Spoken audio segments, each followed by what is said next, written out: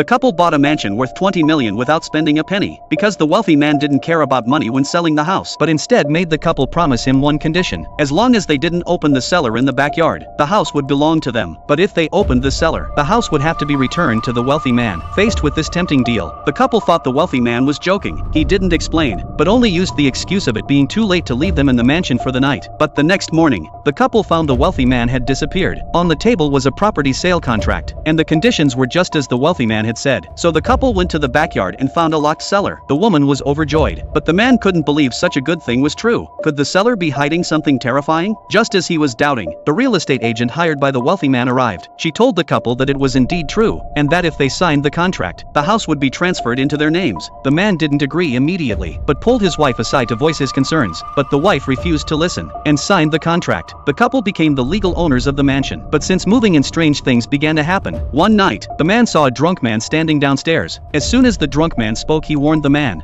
"You gotta burn it down before it's too late."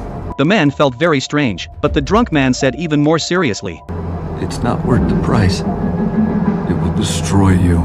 before walking away on his own. Although the man thought about the cellar that shouldn't be opened, he didn't have time to consider it for now, because it was the night of his housewarming party, and a large number of relatives and friends were waiting for him. However, the second strange event also occurred. A beautiful woman arrived uninvited. She told the woman that she was the man's colleague, and gave her jasmine flowers to congratulate them on the housewarming. The man became nervous, because Lisa had an inappropriate relationship with him. Fortunately, his wife was unaware. But the next day, the man went to work and found that Lisa had reported him to their boss for harassment. He was suspended from his job. He couldn't understand why Lisa would do such a thing. When he got home, he didn't dare to tell his wife, and could only drink alone in the backyard, until he accidentally saw the cellar. He remembered the drunk man's warning from last night. The man became scared. He was very curious about the secret inside the cellar, but opening it would result in the house being taken back. His wife definitely wouldn't agree. So when his wife went out, he tried to open the cellar with a crowbar without damaging the lock, but he failed and injured his hand. The man cursed angrily. During dinner, he tried to get his wife to agree to open the cellar, saying it surely hid an unspeakable secret. But his wife only cared about keeping the house, and refused to agree to anything. However, the man didn't give up. He went to the house's designer and asked for the building plans, and decided to dig a secret passage to the cellar. But unexpectedly, he learned something strange from the designer. The previous owner of the house was named Paul, but he wasn't the wealthy man. The man then asked about the wealthy man, and the designer told him the wealthy man was the house's former owner, and since the wealthy man's wife and daughter died, he hadn't seen the wealthy man for 25 years. This only further sparked the man's curiosity. He had to find out what was hidden in the cellar.